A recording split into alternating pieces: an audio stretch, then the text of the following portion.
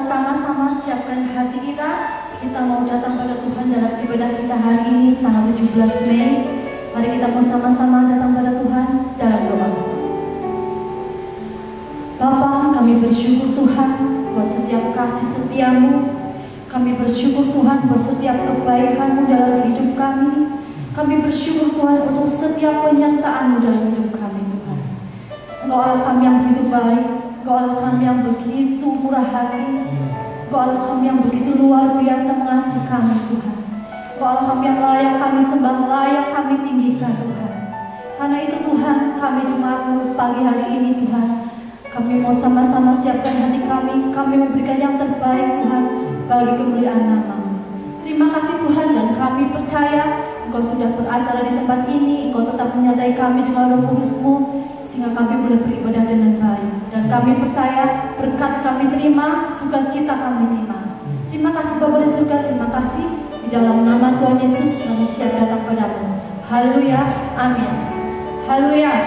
Tuhan kita adalah Tuhan yang baik, amin saudara. Dulu, sekarang, sampai selama-lamanya, kasih-Nya kekal. Haleluya, kita mau sama-sama katakan sebab Dia baik. Haleluya.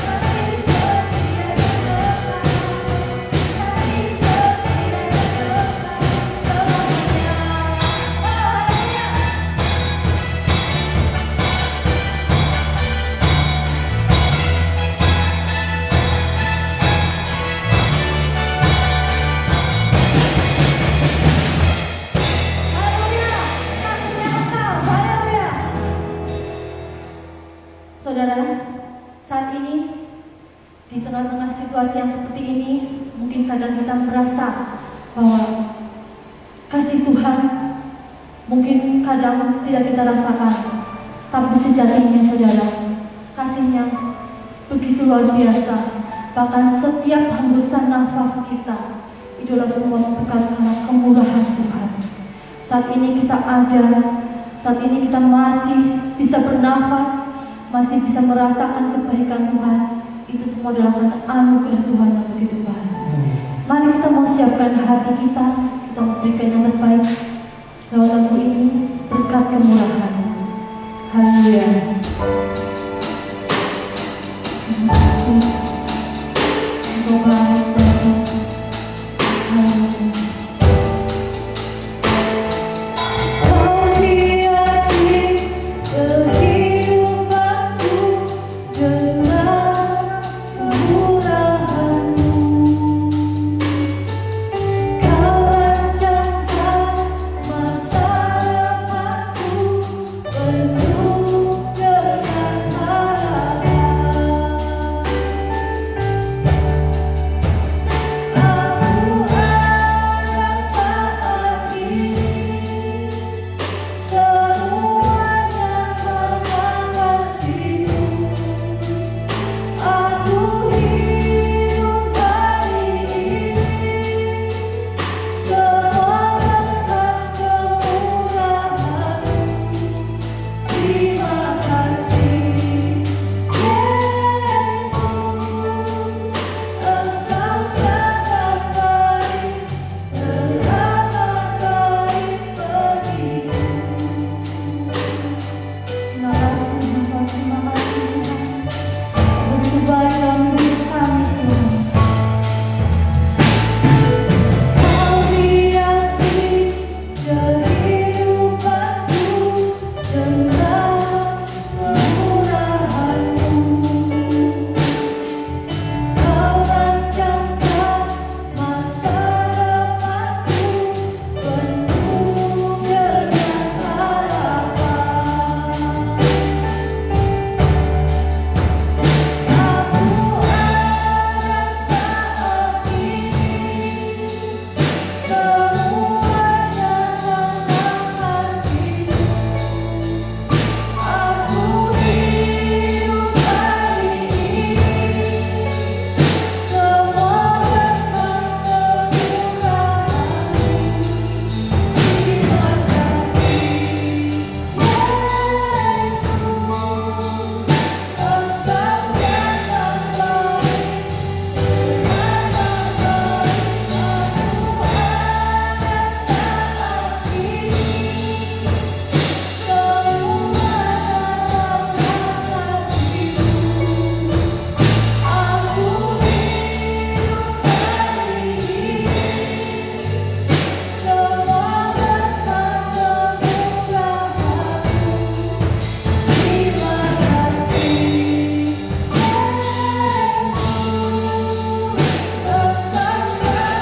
Yesus,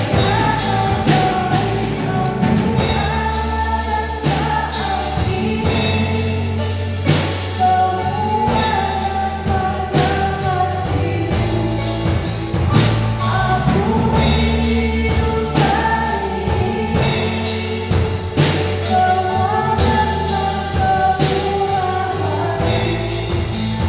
teramat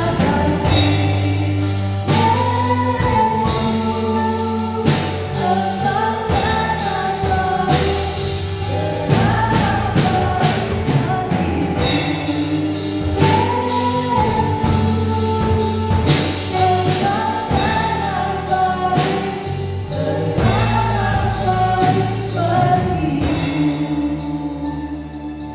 Haleluya. Mari kita mau sama-sama datang pada Tuhan dalam doa. Bapa, sekali lagi kami bersyukur Tuhan buat kebaikan-Mu Tuhan, kemurahan-Mu Tuhan dalam hidup kami. Terima kasih Bapa, kami sudah berikan yang terbaik Tuhan, pujian kami Tuhan. Biarlah semua yang kami berikan Tuhan, semuanya boleh meninggikan nama-Mu, boleh berkenan, boleh menjadi dupa yang harum di hadapan-Mu Tuhan. Terima kasih Tuhan, jika sebentar Tuhan kami kami akan menerima berkat firman-Mu, berkat yang terluar biasa Tuhan dalam hidup kami, yang menjadi kekuatan dalam hidup kami Tuhan. Firman-Mu yang membuat kami bisa menghadapi segala persoalan Tuhan. Kami percaya Tuhan, Engkau tetap masih beracara di tempat ini, Engkau tetap masih menyertai kami pada saat kami mendengar firman-Mu Tuhan. Biar firman-Mu ini Tuhan boleh tertanam dalam hati kami Tuhan, dan boleh berbuah dalam hidup kami Tuhan. Engkau urapi Bapak Gembala kami Tuhan, Engkau berkati Tuhan, agar setiap apa yang keluar dari lidah bibirnya Tuhan, semua itu adalah perkataan dari Roh Kudus. Kami percaya firman-Mu yang keluar ini Tuhan, boleh masuk dalam hati kami Tuhan. Terima kasih Tuhan, kami percaya firman-Mu ini boleh memberkati setiap kami jemaat-Mu Tuhan. Haleluya, kami serahkan semuanya ke dalam tangan-Mu Tuhan, dan kami siap dengar firman-Mu di dalam nama Tuhan Yesus. Semua yang siap sama-sama katakan, amin. Ya, shalom saudara. Gimana, apa kabar? Amin, puji Tuhan. Semua baik, ya, sehat di rumah masing-masing. Mari kita sama-sama menikmati kembali berkat firman Tuhan di rumah saudara. Saudara, kalau saya bertanya kepada saudara, siapa yang tidak pernah menangis? Ada saudara yang tidak pernah menangis, ya. Beberapa ahli jiwa, bahkan kebanyakan para ahli jiwa mengatakan jika tidak pernah menangis, pasti ada kelainan jiwa. Jadi kalau ada seseorang dia tidak pernah menangis, para ahli jiwa mengatakan itu mesti ada kelainan jiwa. Nah, karena itu saudara perhatikan, kalau manusia lahir, begitu lahir, bayi ya lahir pasti menangis. Ya, jadi tidak ada bayi yang lahir lalu tertawa, saudara. Semua bayi lahir dia mesti menangis. Ya, bahkan kalau bayi yang lahir tidak menangis, maka dokter dan para bidan mesti menepuk-nepuk pantatnya, ya, pahanya, agar bayi itu menangis. Jadi harus menangis, saudara. Ya, maksudnya supaya dibuktikan bayi itu hidup, ya, dan tanda bayi itu sehat juga, ya. Jadi mesti awal seseorang lahir ke dunia ini diawali dengan menangis. Nah, saya berandai-andai, saudara, kalau seandainya Adam dan Hawa tidak jatuh dalam dosa, apakah manusia tetap menangis? Kalau lahir, sebab Alkitab mengatakan kalau toh Adam dan Hawa tidak jatuh dalam dosa, tetap bertambah-tambah penduduk bumi ini. Jadi Adam dan Hawa tetap mempunyai turunan. Nah, ketika turunannya Hawa melahirkan begitu, kalau tidak jatuh dalam dosa, apakah anak Hawa ini tetap lahir dengan menangis? Ya, saya tidak bisa memastikan itu sebab ternyata manusia jatuh dalam dosa, ya. Jadi kalau tidak jatuh dalam dosa, ya bisa juga tetap menangis, ya. Tapi saya cuma sekedar bertanya saja kepada saudara. Tetapi dengan pengertian ini, saudaraku, menunjukkan bahwa tangisan itu adalah tangisan dari manusia yang sudah jatuh ke dalam dosa. Jadi manusia jatuh ke dalam dosa, begitu lahir, manusia mesti menangis. Nah, pertanyaannya begini, saudara, buat kita anak-anak Tuhan. Lalu apakah kita yang sudah lahir baru, ya, anak-anak Tuhan, orang Kristen, masihkah kita menangis? Ya, bukan lahir, saya tanya. Ketika sekarang kita menjadi orang Kristen, masihkah kita harus menangis? Ya, sebab manusia berdosa dengan kita anak Tuhan yang sudah lahir baru, apakah perlu kita masih menangis? Jawabannya saudaraku, ya pasti kita masih menangis. Kenapa saudara? Karena kita masih menggunakan tubuh dosa. Kita masih memakai tubuh dosa. Ya, tubuh dosa. Surat Roma pasal 8 ayat 23 saya baca saja. Ya, begini bunyinya. Saudaraku, kita yang menerima karunia sulung roh. Jadi artinya kita yang jadi anak Tuhan sejati, yang menerima karunia sulung roh. Kita juga mengeluh dalam hati, Kalau saya boleh katakan, ya saudara, ketika kita mengeluh dalam hati, ya maka air mata kita keluar. Ya, kita mesti menangis karena keluhan dalam hati, maka kita menangis sambil menantikan pengangkatan sebagai anak, yaitu pembebasan tubuh kita. Ya, jadi karena tubuh dosa ini, orang berdosa dan kita juga anak Tuhan yang sudah lahir baru, yang sudah bertobat, mendapat karunia sulung roh, kita mengeluh dalam hati. Ya, dalam hati, dalam batin mengeluh. Lalu mata mengeluarkan air matanya. Karena kita sedang menantikan pengangkatan kita sebagai anak, yaitu penebusan tubuh kita. Karena itu banyak anak-anak Tuhan ketika dia berdoa, dia menyembah Tuhan. Ya, dengan tubuh dosa ini, anak Tuhan itu merindukan dalam penyembahan kapan sih Tuhan kembali. Dia sangat rindu, sangat menginginkan kapan Tuhan datang kembali. Ya, jadi ada keluhan dalam hati lalu pasti menangis, saudaraku. Nah, mengapa demikian, saudaraku? Sebab tubuh dosa. Nah, tubuh dosa buat anak Tuhan ketika dia menangis, ini merupakan salib buat kita. Ya, jadi ada sesuatu yang kita gumuli, ya, yang kita perjuangkan. Sebetulnya kita tidak menginginkan itu, ya, bertarung dengan keinginan tubuh kita. Tapi kita berjuang untuk memenangkan tubuh dosa ini. Ya, itu yang disebut salib. Itu yang disebut salib. Karena itu jelas Tuhan Yesus mengajarkan kepada kita agar setiap kita anak-anak Tuhan harus mau pikul salib. Ya, dari hari ke hari terus harus belajar memikul salib. Ya, puji Tuhan, saudaraku. Karena itu kalau kita baca Mazmur pasal 56 ayat 9. Begini bunyinya, saudaraku, sengsaraku engkaulah yang menghitung-hitung, air mataku kau taruh ke dalam kirbatmu. Bukankah semuanya telah kau daftarkan? Yang saya petik di kalimat di tengahnya, air mataku Tuhan taruh ke dalam kirbat Tuhan. Air mata kita ditaruh di dalam kirbat Tuhan. Jadi Tuhan ini punya kirbat. Ya, punya tempat yang menyimpan air mata kita.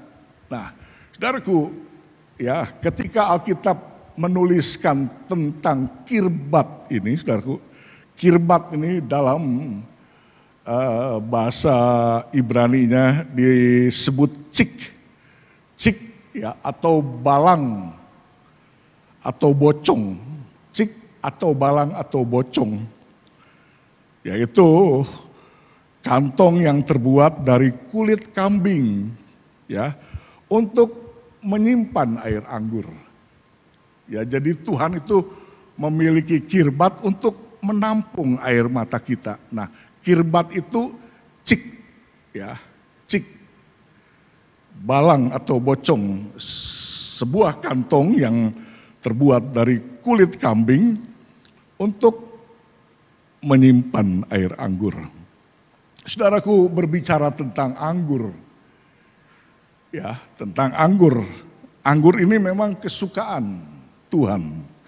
Jadi kalau saudara baca Mazmur 104 ayat 15a saja, Mazmur 104 ayat 15a, dan anggur yang menyukakan hati manusia. Jadi anggur itu menyukakan hati manusia. Ya, dan kalau anggur itu ditaruh di kirbatnya Tuhan, berarti kita harus bisa menyukakan hatinya Tuhan. Ya, jadi kita harus bisa menyukakan hatinya Tuhan. Sebab kirbat Tuhan yang menyimpan air mata kita. Ya, jadi kita harus bisa menyukakan hati Tuhan sebab anggur itu lambang dari kesukaan. Ya, jadi pengertiannya begini, saudaraku. Ya, tahukah saudara bahwa air mata kita ini menjadi kesukaan Tuhan? Ya, jadi Tuhan itu suka dengan air mata kita. Ya, Tuhan senang sekali dengan air mata kita. Tuhan senang jika kita menangis. Ya, Tuhan senang kalau kita mengeluarkan air mata. Ya, cuma tentunya dalam saat-saat yang tepat sesuai dengan kehendak Tuhan. Saudara, kita ini pelayan Tuhan. Saudara, ada banyak di gereja yang melayani Tuhan, bahkan yang paling rutin kita ini harus beribadah kepada Tuhan. Ya, beribadah, melayani, berkorban. Banyak yang harus kita berikan pada Tuhan. Waktu kita, ya, tenaga kita, harta kita. Nah, saudaraku, ketika kita beribadah, melayani Tuhan, berkorban waktu, tenaga, harta kita, apakah Tuhan senang dengan apa yang kita berikan itu? Ya, saudara kan melayani Tuhan. Bisa Tuhan senang? Ya, saudara beribadah pada Tuhan, saudara berkorban pada Tuhan. Apakah Tuhan senang dengan apa yang kita perbuat seperti itu? Jawabannya ya, Tuhan pasti senang kalau itu sesuai dengan kehendaknya. Ya, kalau itu sesuai dengan kehendaknya, jadi Tuhan taruh di kirbatnya, ditampung. Kalau itu sesuai dengan kehendaknya. Karena itu, saudara, seperti tadi awal saya katakan dalam surat Roma pasal 8 ayat 23, saudaraku, ya, kita juga mengeluh, ya, kita yang menerima karunia sulung roh mengeluh, ya, karena dalam hati kita, ya, dalam hati kita ada keluhan-keluhan sehingga kita pasti menangis untuk menanti kedatangan Tuhan yang kedua kali, ya, dan keluhan-keluhan ini sangat disukai oleh Tuhan. Air mata kita ini sangat disukai Tuhan. Ya, tangisan kita itu sangat menyenangkan hati Tuhan. Saudaraku, karena itu kalau kita berbuat banyak buat Tuhan, baik ibadah, melayani, berkorban apa saja, Tuhan pasti senang. Asal disertai dengan mau memikul salib. Sebab keluhan anak Tuhan berbeda dengan keluhan orang berdosa. Ya, saudaraku, tangisan itu simbol, lambang dari manusia berdosa. Tapi kalau anak Tuhan seperti kita yang menerima karunia sulung roh, kalau toh kita menangis, itu karena pertobatan kita. Dan pertobatan kita, ya, kata Tuhan, kalau engkau sungguh-sungguh ikut aku, engkau mesti harus berani memikul salib. Jadi saudara, kita berbuat banyak buat Tuhan, Tuhan senang asal disertai dengan pikul salib. Ya, mau pikul salib. Karena itu kalau saudara melayani Tuhan bagus, ya bagus, tapi harus ada penyangkalan diri. Ya, jadi jangan cuma hura-hura melayani asal tampil begitu, melayani bagus. Ya, pelayanan, tapi harus ada penyangkalan diri. Saudara beribadah rajin tiap minggu, bagus. Berkorban apa saja, waktu, tenaga, harta saudara bagus. Tapi harus ada penyangkalan diri di dalamnya. Sebab beda keluhan kita dengan keluhan orang berdosa. Harus ada penyaliban diri di dalam kehidupan kita.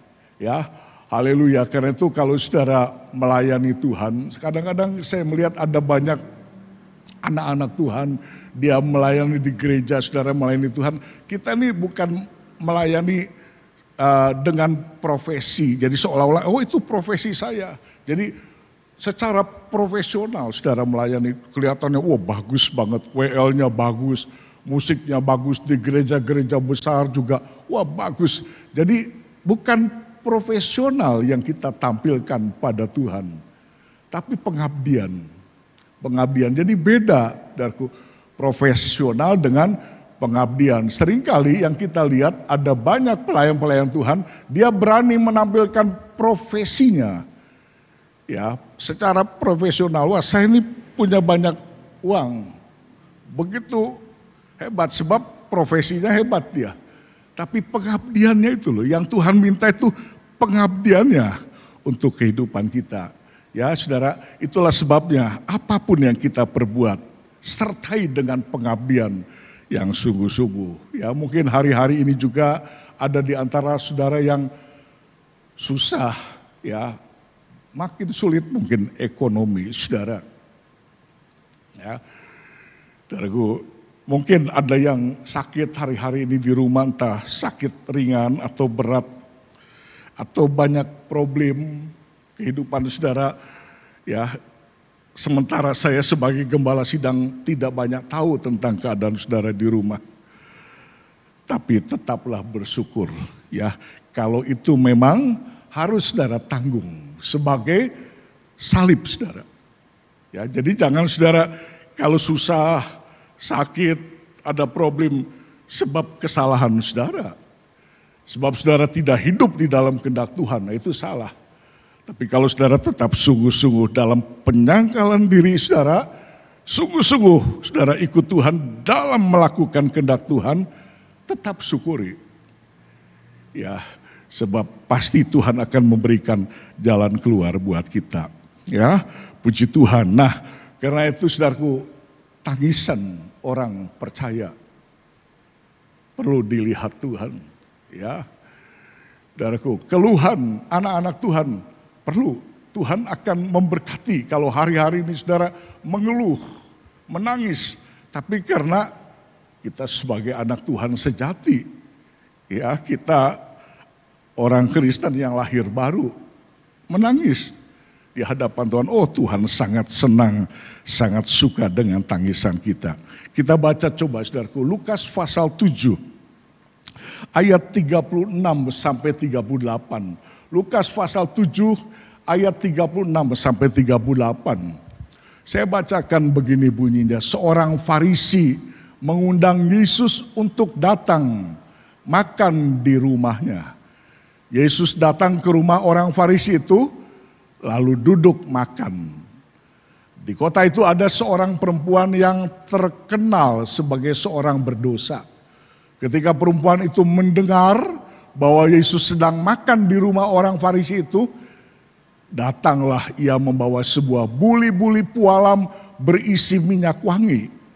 Sambil menangis, ia pergi berdiri di belakang Yesus dekat kakinya, lalu membasahi kakinya itu dengan air matanya dan menyekanya dengan rambutnya.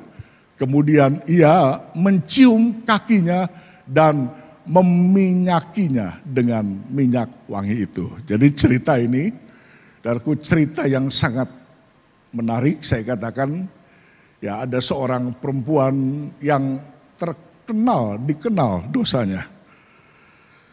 Tapi dia datang pada Tuhan, lalu dia bawa sebuah buli-buli berisi minyak wangi. Dia tersimpu di kaki Tuhan. Ya, kemudian dia basahi kaki Tuhan dengan air matanya. Lalu sesungguhnya cerita ini terjadi di rumah Simon orang Farisi. Simon orang Farisi. Nah, saudaraku, saya awali dengan sedikit kita singgung sedikit siapa sih Simon orang Farisi ini. Simon orang Farisi ini tidak kelihatan tentang pernyataan dosanya di dalam cerita ini. Yang jelas-jelas ditulis adalah si perempuan ini yang terkenal wanita berdosa, saudaraku. Tapi Simon orang Farisi tidak, tetapi pasti dia punya dosa yang tersembunyi, saudaraku, dosa yang tersembunyi, ya. Saudara tahu perumpamaan Yesus di dalam Injil Lukas 18 ayat 9 sampai 14, Lukas 18 ayat 9 sampai 14, ketika Tuhan memberikan perumpamaan ada beberapa orang yang menganggap dirinya benar, ya, memandang orang lain itu rendah. Ya, banyak orang menganggap dirinya benar, lalu menganggap orang lain benar, lalu Yesus memberikan perumpamaan di dalam ayat 10-nya berkata, ada dua orang pergi ke bait Allah untuk berdoa. Yang seorang adalah orang Farisi, yang lain adalah pemungut cukai. Jadi lalu Tuhan memberikan dua perumpamaan ini tentang orang Farisi dan pemungut cukai. Sebab ada beberapa orang yang merasa dirinya benar, merendahkan orang berdosa, lalu bertanya pada Tuhan, diberikanlah perumpamaan ini. Perumpamaan tentang orang Farisi yang merasa benar. Ya, dia berkata, aku tidak seperti orang berzina, perzina, perampok, ya, mencuri uang dan sebagainya. Aku tidak berbuat seperti itu, ya. Seperti pemungut cukai, aku juga tidak, ya. Tapi aku adalah orang yang berbakti dengan sungguh-sungguh, suka berkorban dan sebagainya dan sebagainya. Saudaraku, tetapi ketika selesai perumpamaan ini, lalu Tuhan membenarkan pemungut cukai ini. Orang Farisi ini tidak dibenarkan. Ya, jadi kesimpulan dari perumpamaan Lukas 18 itu ternyata ada dosa terselubung di hati dari orang Farisi ini. Dosanya tersembunyi walaupun tidak nampak seperti perempuan berzina di dalam Lukas pasal 7 ya, ayat 36 sampai 38 ini, perempuan yang terkenal berdosa itu. Saudaraku, tetapi jelas si Simon orang Farisi ini, lebih banyak Tuhan menegur di dalam Injil bahwa orang Farisi ini ada dosa yang tersembunyi, yang terselubung. Tapi perempuan berdosa ini, dosanya memang diketahui oleh banyak orang. Sebab perbuatan dosanya nampak. Nah, saudaraku, kita ini memang manusia berdosa. Ya, itu sebabnya tadi saya katakan, kita tetap mengeluh seperti orang berdosa juga, ya. Anak Tuhan juga tetap mengeluh. Ya, cuma keluhan kita berbeda, ya. Walaupun kita masih bisa berbuat dosa sebab tubuh dosa ini. Saudara, ya, tetapi perhatikan perempuan ini hebat, dia datang dengan pengakuan yang jujur. Nah, karena itu kalau kita baca 2 Korintus 7 ayat 1, dariku begini bunyinya. Saudara-saudaraku yang kekasih, karena kita sekarang memiliki janji itu, ya. Jadi kita ini walaupun tinggal di dunia ini masih bisa berbuat dosa, saudaraku, sebab tubuh dosa ini, ingat saudara, ya, kalian, Anda semua, kita ini punya janji Tuhan, memiliki janji yang berharga. Paulus berkata kepada di surat Timotius, ya, anak Tuhan yang beribadah dengan sungguh-sungguh, dia punya janji. Janji yang sekarang juga janji untuk hidup yang akan datang. Nah, karena kita memiliki janji, marilah katanya kita menyucikan diri dari semua pencemaran jasmani dan rohani. Marilah kita menyucikan diri. Ayat ini saudara, ya, bukan penyucian oleh darah Yesus. Perhatikan kalimatnya jelas, marilah kita menyucikan diri. Jadi ada pergumulan kita. Ya, sebab kita tetap masih bisa berbuat dosa. Itu sebabnya tangisan kita sangat berharga di mata Tuhan. Kalau tangisan itu merupakan pergumulan yang luar biasa. Ya, yang dikehendaki Tuhan. Ya, marilah kita menyucikan diri dari semua pencemaran jasmani dan rohani. Dengan demikian menyempurnakan kekudusan kita dalam takut akan Tuhan. Menyucikan diri dari apa? Pencemaran jasmani. Ya, perempuan yang terkenal berdosa ini jelas tercemar jasmaninya. Orang-orang lihat semua, begitu tercemar jasmaninya.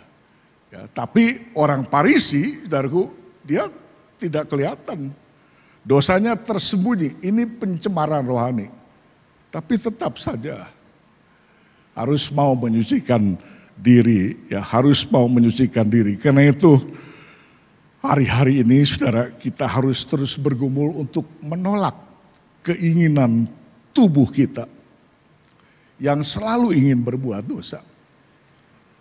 Ya, sebab tubuh ini kalau tidak hati-hati, saudaraku, keinginan tubuh ini, wah dia akan terus-menerus ingin melakukan dosa. Kita harus tolak keinginan ini. Ya, saudaraku, dari apa? Dari perbuatan dosa dan sifat karakter. Ya, yang rohani itu yang karakter. Karakter itu yang rohani itu loh. Jadi dari perbuatan dosa dan karakter kita. Kita harus menggumuli ini. Jadi kehati-hatian kita di sini. Saudaraku, ya karena itu saudaraku, ya kalau kita mau tahu simpelnya definisi kekudusan itu apa sih? Definisi kekudusan itu begini saudaraku. Seberapa banyak dari kita dan seberapa banyak dari Tuhan. Ya, artinya ada bagian yang Tuhan kerjakan untuk kita.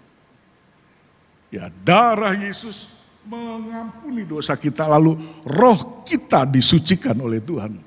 Tapi ingat, inilah tubuh dosa yang masih perlu pergumulan. Itu sebabnya kita mengeluh, kita menangis.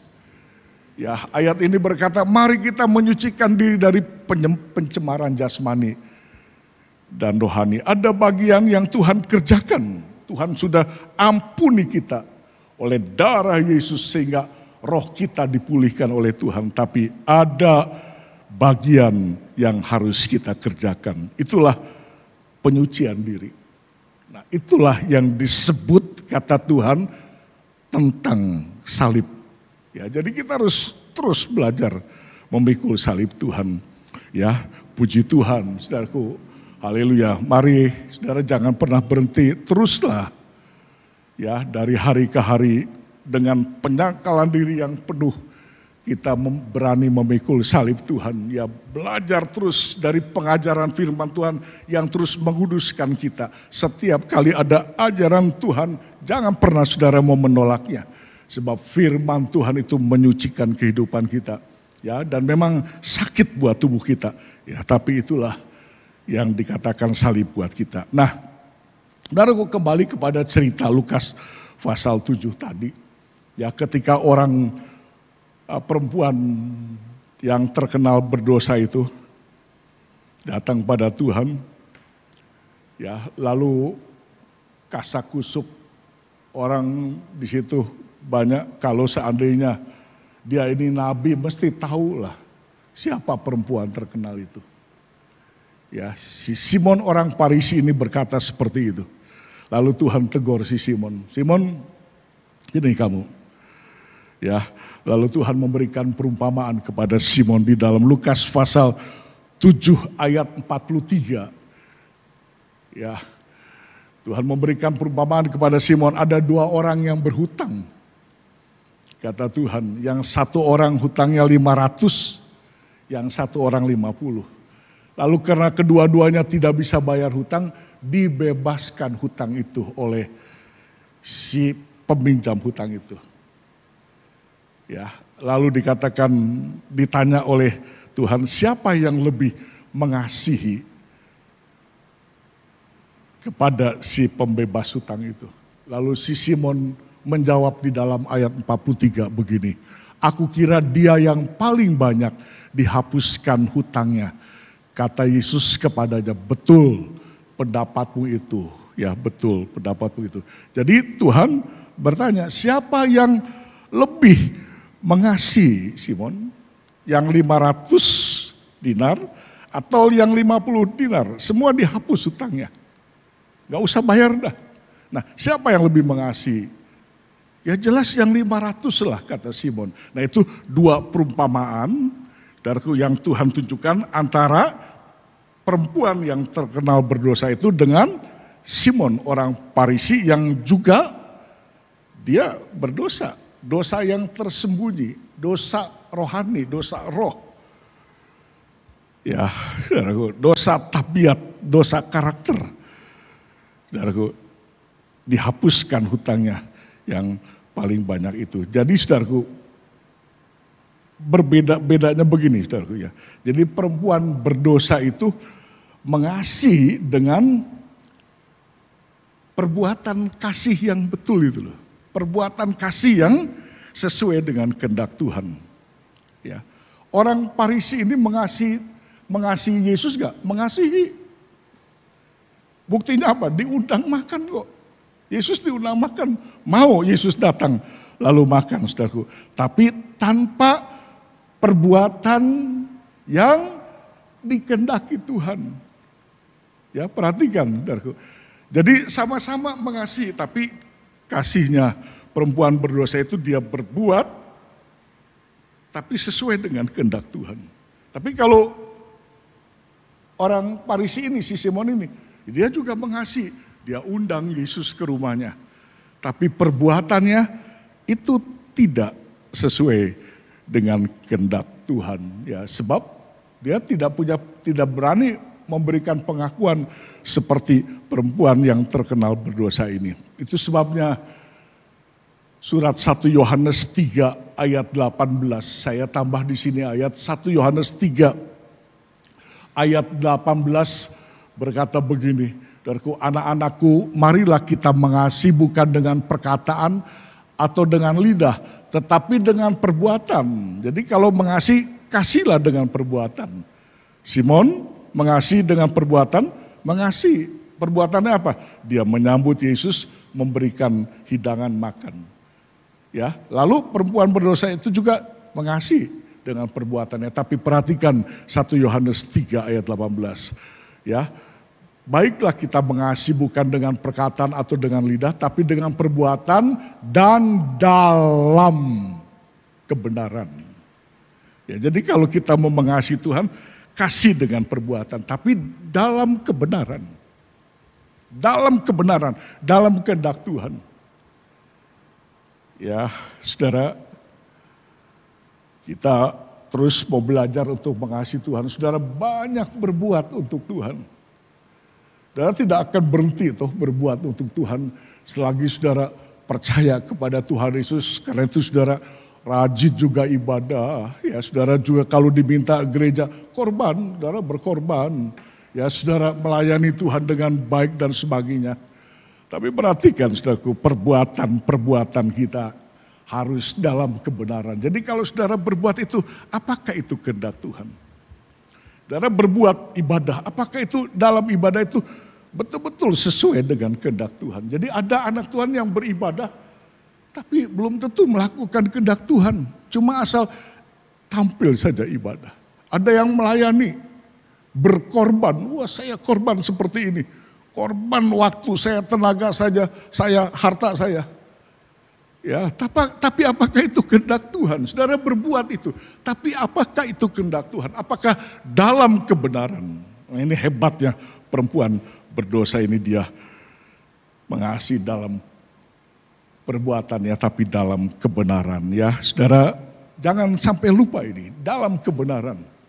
Ya, kalau dalam kebenaran, wah memang ini berat untuk keinginan tubuh dosa kita ini. Ya, ini penyangkalan diri, ini salib. Itu sebabnya anak-anak Tuhan yang selalu ingin dia berbuat dalam mengasihi Tuhan. Saudaraku, dia banyak pergumulan, banyak perjuangan. Ya, dia berjuang, dia bergumul. Ya, untuk berbuat buat Tuhan. Jadi tidak enteng begitu saja. Wah, berat. Saudaraku, anak Tuhan yang berkorban sungguh-sungguh buat Tuhan. Wah, berat. Saudara, kalau sungguh-sungguh korban gitu, persembahkan buat Tuhan dari hati.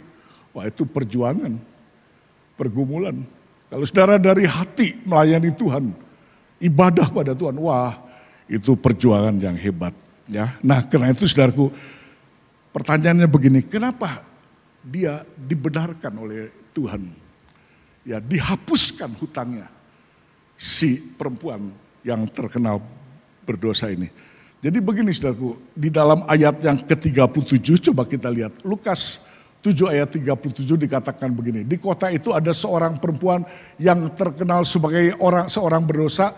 Ketika perempuan itu mendengar bahwa Yesus sedang makan di rumah orang berdosa itu, datanglah ia membawa sebuah buli-buli pualam berisi minyak wangi. Jadi ketika perempuan ini lihat, oh Tuhan Yesus masuk ke rumah Simon, seorang Farisi itu diundang makan. Wah, dengan sigapnya, dengan buru-buru, lalu dia datang ke tempat itu. Saudaraku, konon begini saudaraku, ya sesaat sebelum cerita ini, keselarasan kitab Injil, saudaraku, keselarasan kitab Injil, ada 4 Injil yang ditulis berbeda-beda. Kadang-kadang saudara bingung, ada yang di sini mulai, tapi yang Injil lain kok di sini dia mulainya. Ya, ceritanya kadang-kadang hampir sama, tapi kok ini duluan, ini belakangan. Nah, saudaraku, sebelum kisah ini, saudaraku, keselarasan di dalam kitab-kitab Injil, Yesus telah memberikan undangan. Ya, wah, undangan ini sangat terkenal. Kita juga kenal, paham, sebab undangan ini terus-menerus ditampilkan oleh para pengkhotbah. Sebab undangan ini di keempat Injil itu Yesus mengundang banyak tokoh-tokoh agama, bahkan sampai ke masyarakat biasa, sampai kepada perempuan yang terkenal berdosa ini. Pasti mendengar undangan itu. Itu sebabnya saya ulangi di dalam keselarasan Injil. Sebelum perempuan ini datang kepada Yesus, dia mendengar undangan ini dalam Matius 11 ayat 28 sampai 30. Dikatakan begini, marilah kepadaku semua yang letih lesu dan berbeban berat, aku akan memberi kelegaan kepadamu. Ayat 29, pikulah kuk yang kupasang dan belajarlah padaku. Karena aku lemah lembut dan rendah hati, dan jiwamu akan mendapat ketenangan. Sebab kuk yang kupasang itu enak dan bebanku pun ringan. Lalu dengar undangan ini. Apa yang terjadi? Perempuan ini jelas memenuhi undangan Yesus ini. Itu sebabnya ketika Yesus berada di rumah Simon, orang Farisi ini diundang makan, wah, dia ingat undangan ini. Dia datang. Ya, dia datang. Dia ingat pelajaran undangan ini.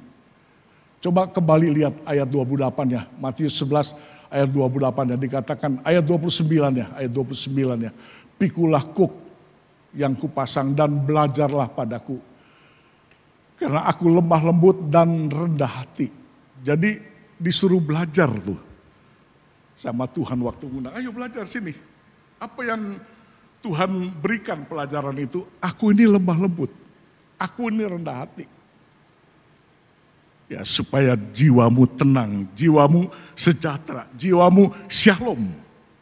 Ya, ayo belajar, aku ini lemah lembut, aku ini rendah hati. Cuma 2 hal yang Tuhan berikan tentang pelajaran itu. Perempuan ini terima, saudaraku, pelajaran itu. Itu sebabnya waktu datang ke Simon orang Farisi, saudaraku, dia datang, dikatakan di dalam cerita ini, saudaraku, dia berdiri di belakang Yesus. Ya, sambil menangis ia pergi berdiri di belakang Yesus, dekat kakinya. Lalu dia datang, dia berdiri di belakang Yesus. Ini tanda kerendahan hati. Dia betul-betul belajar. Dia nggak berani selonong datang, enggak. Yesus datang diundang makan, lalu dia datang pelan-pelan, datang di belakangnya. Ini tanda betapa rendah hatinya perempuan ini. Saudaraku, ya. Lalu mengapa dia menangis, saudaraku? Lalu mengapa dia menangis? Karena perempuan ini dikatakan sangat terkenal sebagai orang berdosa. Jadi dia datang di belakang Yesus, dia hampiri Yesus, lalu dia nangis. Bukan mangkel, nangis. Ya, bukan marah-marah, wah kok disebut perempuan berdosa itu? Oh tidak, dia tahu, dia belajar dari Yesus. Ya itu sebabnya dia datang sambil menangis, saudaraku. Datang di belakang dengan kerendahan hati, menemui Yesus. Dengan tangisan. Yesus itu siapa sih? Saya sering katakan, itulah firman. Itulah firman Tuhan, saudaraku. Jadi dia menangis itu dengan penyesalan dosa. Dia menyesal, aku ini terkenal orang berdosa. Wah, luar biasa, saudara. Ya, saudara pernah nggak kalau ibadah datang dengar firman Tuhan, datang kalau saudara beribadah siap untuk mendengar firman Tuhan, datang dengan kerendahan hati. Lalu firman itu menegur dosa saudara. Lalu firman itu menemplak dosa saudara. Bisa enggak saudara ya menerimanya dengan penyesalan dosa? Nangis dengan penyesalan dosa. Jadi bukan berarti si perempuan ini menangis marah. Sebab semua yang makan di situ melihat ke perempuan ini, wah kamu ini terkenal berdosa. Ya, lalu dikatain tidak, saudaraku, tetapi karena dia betul-betul punya penyesalan dosa. Ya, begitu juga saudara, kalau saudara datang pada Tuhan, ya beribadah, melayani Tuhan, ya jangan saudara lupa saudaraku untuk siap menerima teguran Tuhan, ya menerima apa yang Tuhan ajarkan buat saudara, ya. Jadi dengan kerendahan hati, ya saudaraku, dan disertai dengan lembut hati. Jadi tangisan ini, saudaraku, ya itu tanda kelembutan hati. Jadi perempuan ini belajar banget. Jadi ini belajar. Itu sebabnya saya katakan, saudaraku, perempuan berdosa ini waktu dia datang kepada Tuhan, dia tipe dari orang Kristen yang betul-betul sudah dewasa. Dia matang tentang pelajaran Tuhan yang mengundang, mari kepadaku. Ya, belajar. Aku akan ajarkan kamu tentang kerendahan hati dan kelembutan hati. Ya, betul dia datang dengan rendah hati. Dia datang di belakang Yesus, begitu rendah hatinya, lalu dia menangis. Dan itu menunjukkan tentang kelembutan hatinya, saudaraku. Nah, maksudnya apa, saudaraku? Datang seperti itu supaya tetap punya gairah hidup bersama Tuhan. Dia nggak mau jauh dari Yesus. Jadi kemungkinan setelah cerita ini, Yesus terus bergerak mengabarkan kabar keselamatan perempuan ini. Saya yakin, saudaraku, dia akan ikut kemana Yesus pergi. Dia punya spirit, punya semangat. Sebab dia berhasil waktu dia datang lalu menangis kepada Tuhan. Itu memberikan semangat hidup. Ya, jadi kalau anak Tuhan dia berani rendah hati dan hancur hatinya, itu mesti semangat hidupnya hebat. Ya, jadi kalau saudara datang pada Tuhan, datanglah dengan kerendahan hati. Ya, jangan saudara tunjukkan kehebatan saudara, keakuan saudara, pongah saudara. Ya, mungkin saudara bisa lebih hebat hari-hari ini, tetap tunjukkan kerendahan hati saudara dan lemah lembut dengan lembut hati yang remuk. Tetap nangis. Jadi kalau ada kehendak Tuhan meminta pada kita, kamu harus berjalan di dalam kehendakku. Ini firmanku. Wah, itu perjuangan. Itu pergumulan yang hebat. Apa yang kita kerjakan? Ya paling kita mengeluh dalam hati. Lalu mata ini mengeluarkan air matanya. Dan kita menangis di kaki Tuhan. Sebab kita ingin menang. Dan anak Tuhan yang rendah hati dan lembut hatinya, dia mesti semangat hidupnya. Coba kita baca Yesaya 57 ayat 15. Yesaya 57 ayat 15. Saudara di rumah buka Alkitab saudara masing-masing. Tadi saya lupa mengingatkan, tapi pasti saudara pegang Alkitab saudara. Coba sudah Buka Yesaya 57 ayat 15. 3, 2, 1. Sebab beginilah firman yang maha tinggi dan yang maha mulia, yang bersemayam untuk selamanya dan yang maha kudus namanya. Perhatikan, aku bersemayam di tempat tinggi dan di tempat kudus, tetapi juga bersama-sama orang yang remuk. Saudara, kalau saudara ada sesuatu benda diremukkan itu maksudnya apa? Kalau ada benda dibikin remuk itu, tujuannya apa? Supaya lembut. Ya, atau supaya lembut.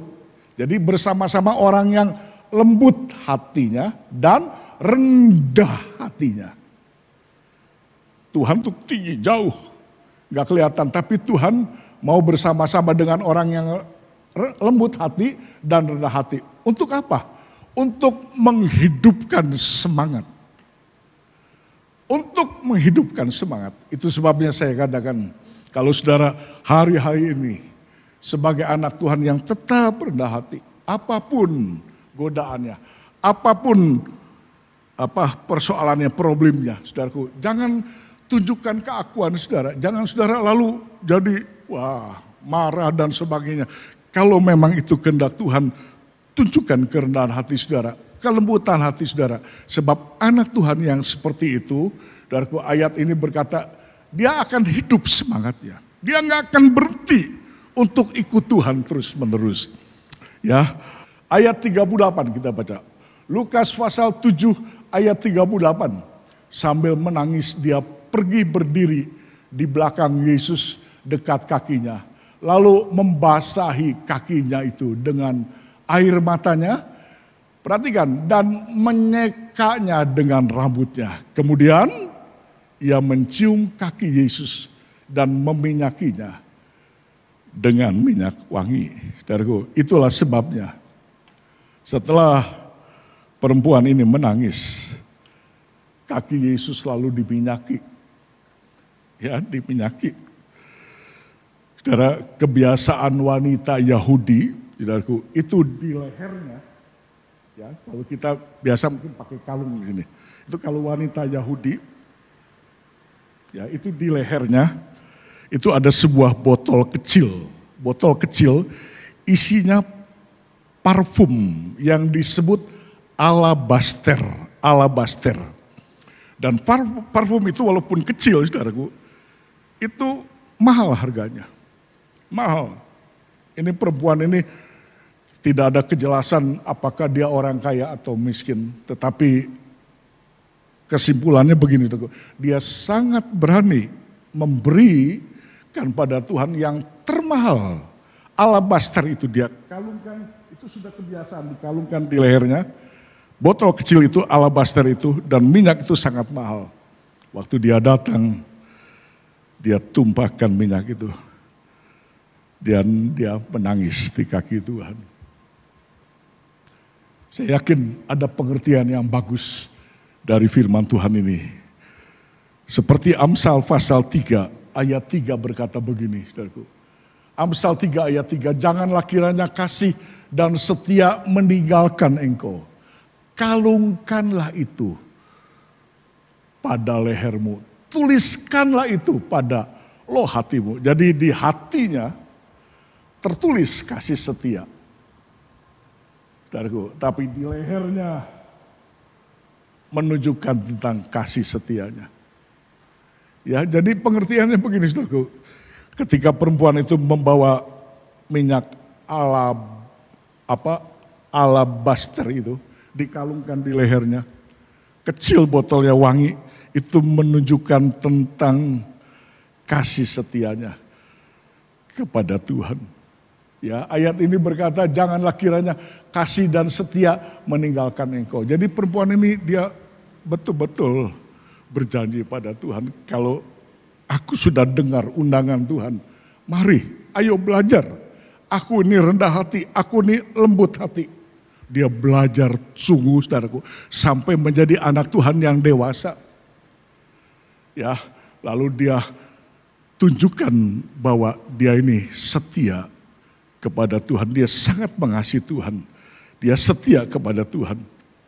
Ya, Saudaraku, sebab apa saudaraku? Sebab kasih setia Tuhan tidak akan meninggalkan dia. Jadi ini merupakan janjinya. Ya. Dia tidak akan meninggalkan Tuhan. Dia akan terus bersama dengan Tuhan. Ya, sebab Tuhan sudah memberikan pelajaran yang berharga untuk dirinya. Agar dia menjadi anak Tuhan yang rendah hati, yang lembut hati. Lalu janji kasih setianya dia buktikan dengan dikalungkannya pada lehernya. Itu simbol tentang kasih setianya. Ya, Tuhan berkata begini dalam 2 Timotius 2 ayat 13 berkata, sekalipun kita tidak setia, Tuhan tetap setia. Ya, jika kita tidak setia, dia tetap setia. Karena dia tidak dapat menyangkal dirinya. Jadi kalau toh kita tidak setia, Tuhan tetap setia. Ya, tapi bukan berarti lalu Tuhan tetap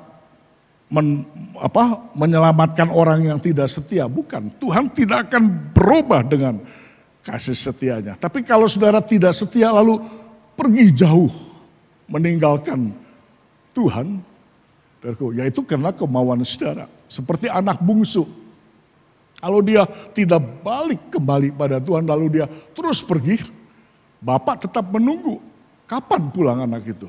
Itulah kesetiaan dari Tuhan. Kasihnya dari Tuhan. Tapi karena anak bungsu itu kembali, tetap kasih setia Tuhan tidak berkesudahan.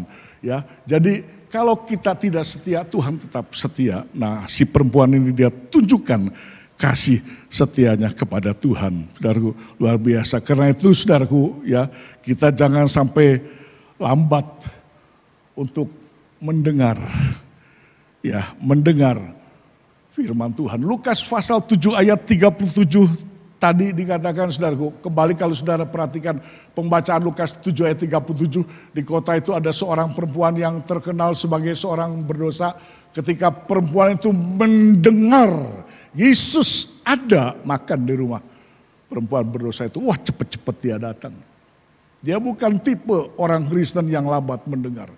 Kenapa? Sebab dia dewasa. Dia sudah dewasa.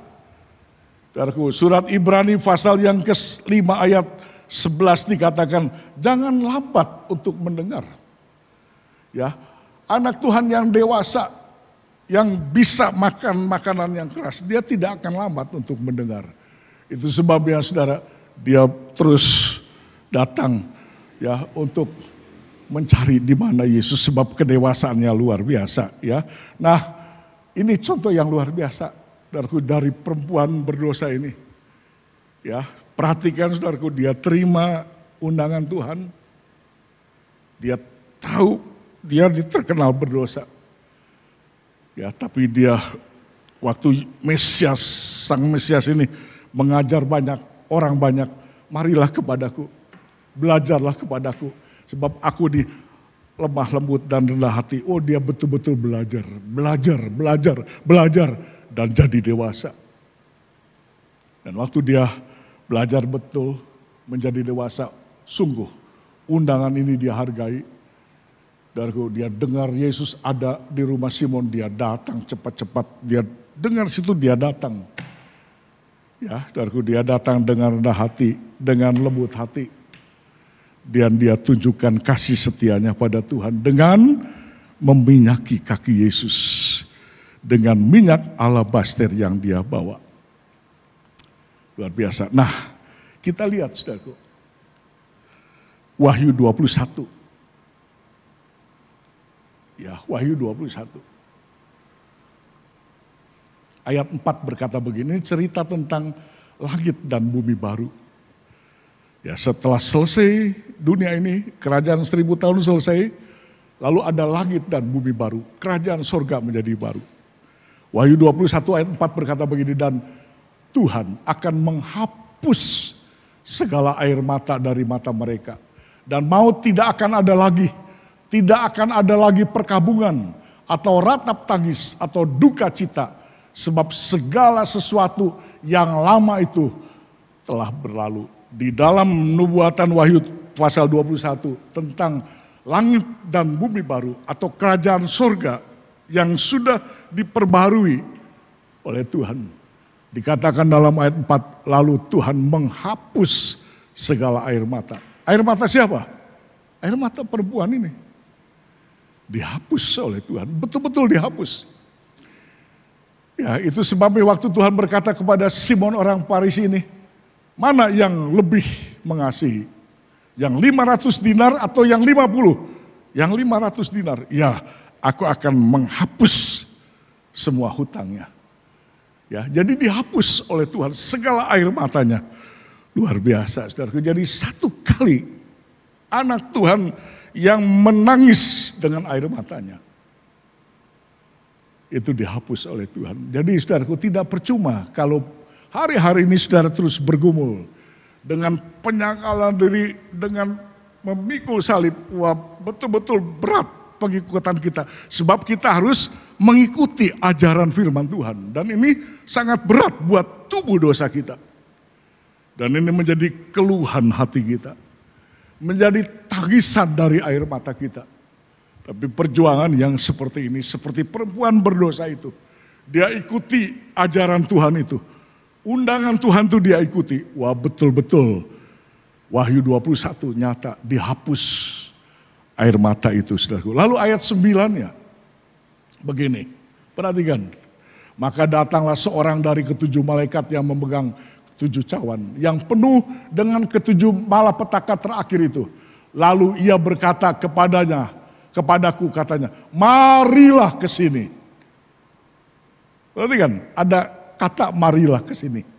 Aku akan menunjukkan kepadamu pengantin perempuan mempelai anak domba. Jadi yang dihapus air matanya, perempuan yang terkenal berdosa itu, ya dalam Wahyu pasal 21 ini lalu berubah dia menjadi mempelai anak domba.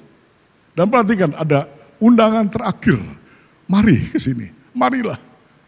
Ya, perempuan ini dia menghargai undangan yang pertama, marilah kepadaku, hai kamu sekalian yang berlelah, yang berbeban berat, belajar sama aku. Aku ini rendah hati dan lembut hati, betul-betul dia belajar di situ. Ya, dia belajar dan waktu Tuhan ada di rumah Simon itu dia datang ke situ. Dan undangan itu diperhatikan dan pada saat terakhir Tuhan undang lagi. Tidak disebut perempuan yang terkenal berdosa itu. Tapi marilah ke sini, hei mempelai anak domba. Marilah ke sini. Ini undangan yang terakhir. Ya.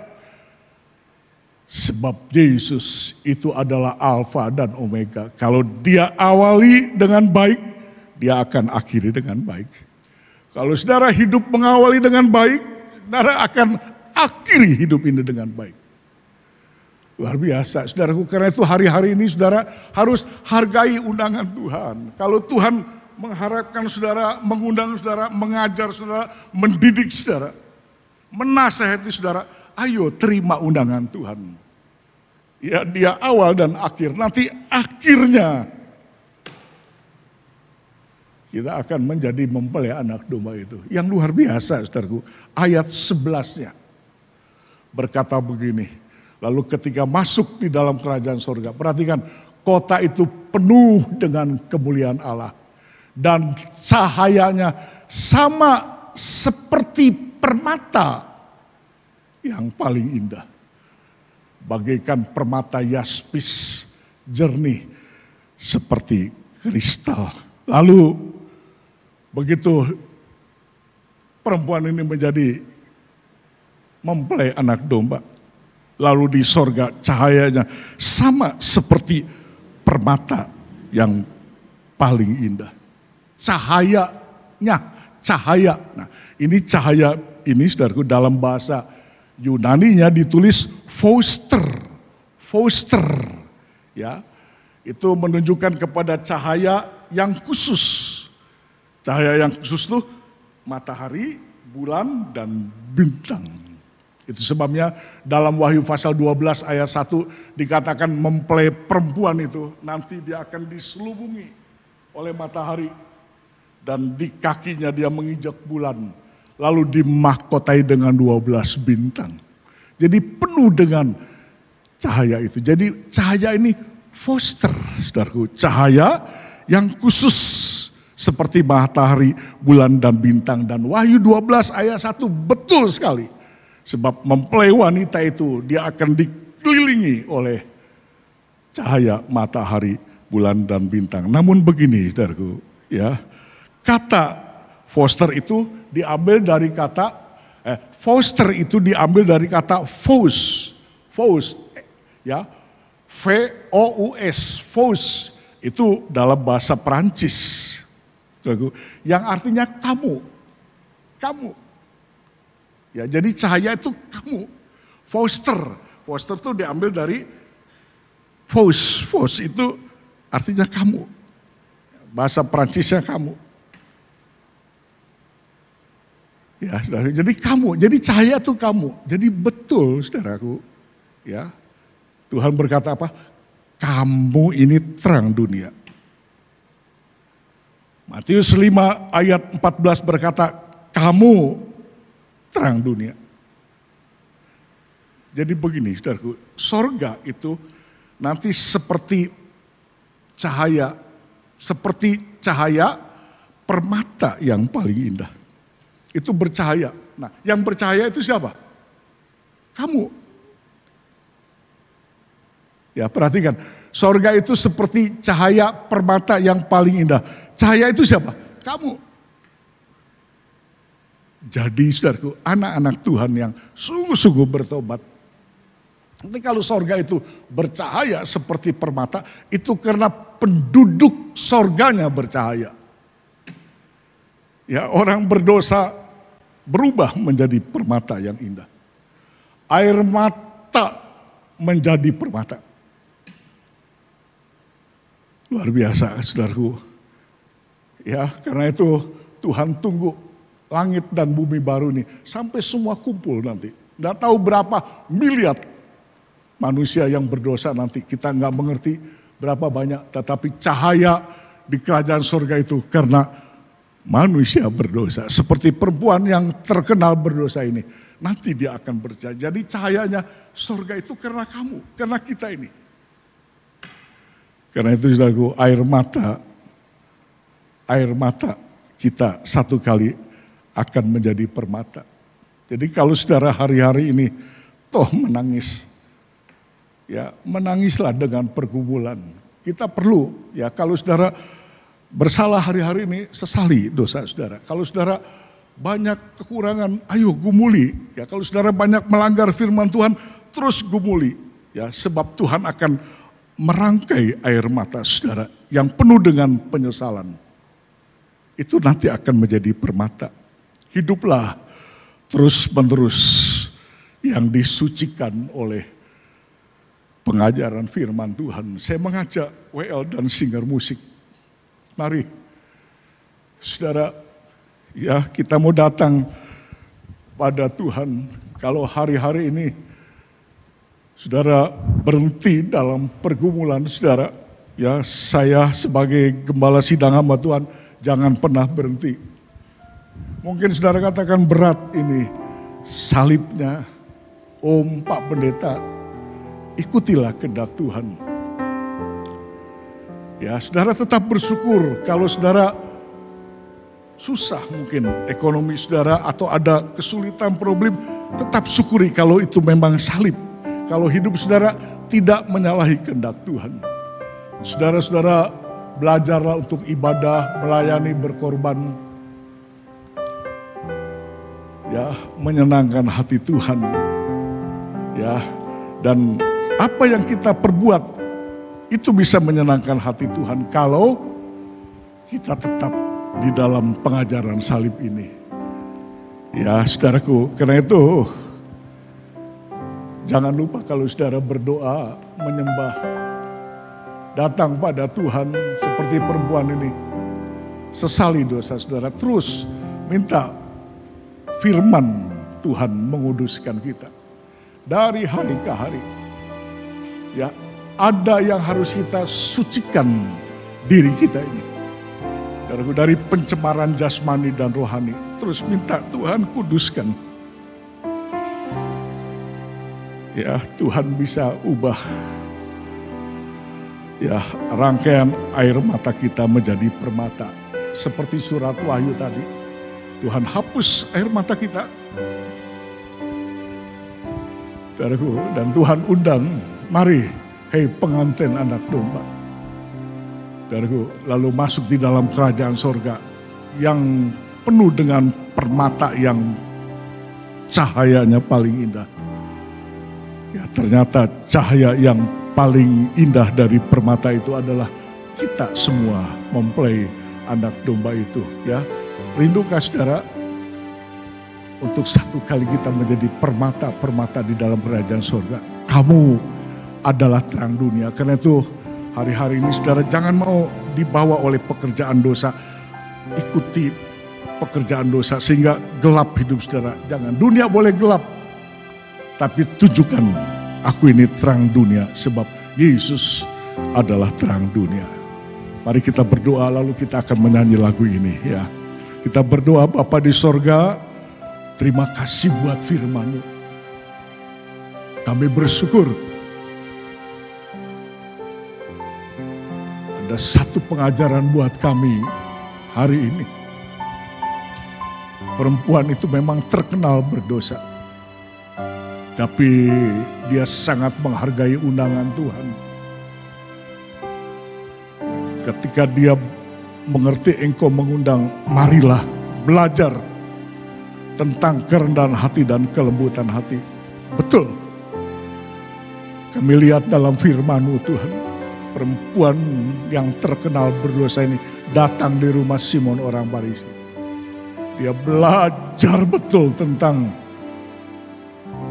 kerendahan dan kelembutan hati. Dan dia tunjukkan kasih setianya dengan menumpahkan minyak alabaster di kaki Yesus. Kami yakin kalau kami seperti ini, satu saat air mata kami diubah oleh Tuhan. Kami di dunia ini capek Tuhan. Kami berjuang terus, bergumul. Capek untuk mengalahkan keinginan daging, kemauan dosa, tubuh dosa ini. Tapi kami bersyukur Roh Kudus akan memimpin kami. Ya, spirit kehidupan itu sebab roh hidup di dalam kami. Sebab Roh Kudus mengurapi kami. Tolong terus kami. Air mata dihapus menjadi permata. Terima kasih dalam nama Tuhan Yesus. Amin.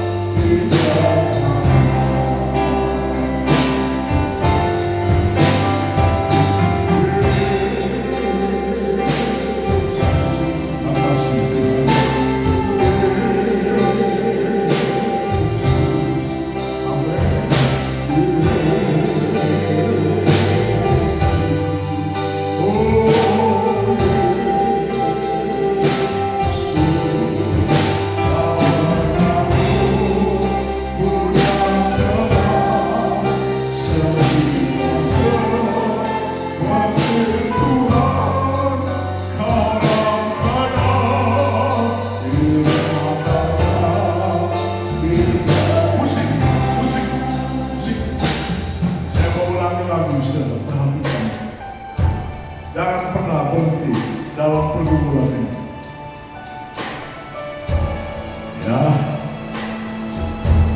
dalam situasi dunia yang makin sulit, tapi yang paling penting ingat, pergumulan kita adalah pergumulan anak-anak Tuhan.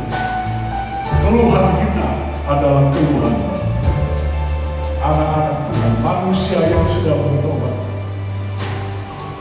Masih bisa menangis sebab kita terus berjuang melawan tubuh dosa ini. Itu yang disebut salib, salib. Mari kita terus berjuang, belajar dari Tuhan, seperti kisah perempuan yang terkenal berdosa ini. Luar biasa, dia datang, dia menangis, dia tunjukkan kasih setianya dengan membawa minyak alabaster. Apa yang terjadi? Wahyu 21 berkata air matanya dihapus. Lalu pada kali yang terakhir Tuhan mengundang, mari di sini. Dan Tuhan tidak panggil perempuan berdosa lagi, tapi mari di sini pengantin anak domba. Lalu masuk dalam kerajaan surga yang bercahaya karena permata yang paling indah. Siapa permata itu? Kita. Ternyata air mata diubah menjadi permata. Katakan pada Tuhan, Yesus, ubahkan terus kami.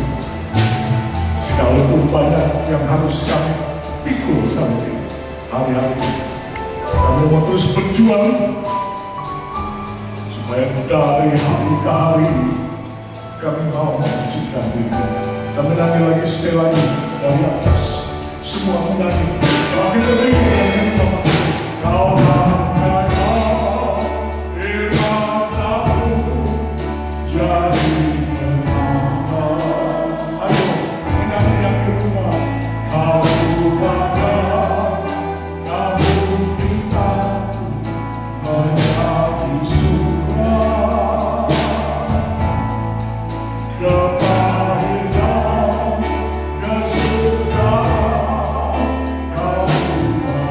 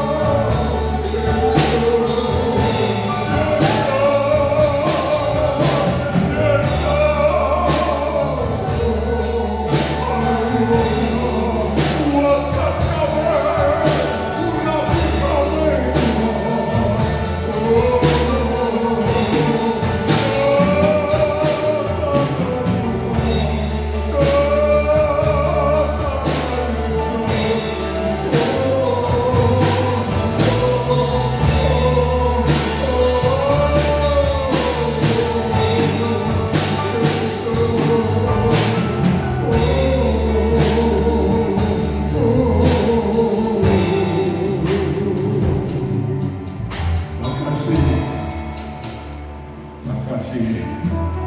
Tidak sia-sia kalau kami mengeluarkan air mata lewat pergumulan ini. Tuhan, sebab satu saat Engkau ganti dengan permata. Itu janji yang berkata dalam surat Wahyu pasal 21, terima kasih kuatkan kami jemaatmu dalam pergumulan hari-hari ini menjelang kedatangan Tuhan. Jangan sampai kami berbuat hal yang keliru, yang salah, berbuat dosa. Tuhan, jangan sampai kami menyalahi kehendak Tuhan.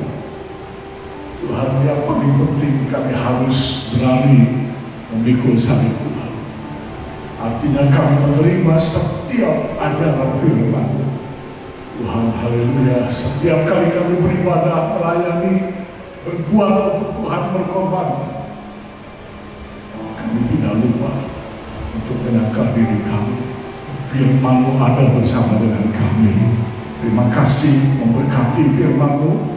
Jemaat Tuhan di rumah masing-masing yang sudah menerima berkat firman ini. Kami terus bergumul Tuhan. Tiap tetesan air mata kami dirangkai oleh Tuhan. Satu kali nanti kami akan melihat Engkau akan ubah menjadi permata yang paling indah di kerajaan surga yang kekal. Dalam nama Tuhan Yesus kami sudah berdoa dan mengucap syukur. Kita semua yang diberkati Tuhan berkata amin.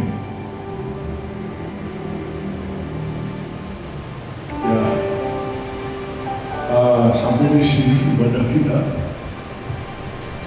Dan aku mungkin sampai minggu depan masih kita beribadah seperti ini, tapi nanti Kamis depan saya akan menyampaikan firman Tuhan tentang kenaikan Tuhan. Jadi kita memperingati kenaikan Tuhan Yesus ke surga. Saudara, jangan kecil hati sekalipun tidak kita mengadakan ibadah-ibadah ini tidak dengan perjamuan kudus. Sebab saya yakin tanpa perjamuan kudus pun tidak menjadi problem buat kita. Ya, sebab hal ini tidak menyalahi kehendak Tuhan. Ya, ada atau tidak sama saja.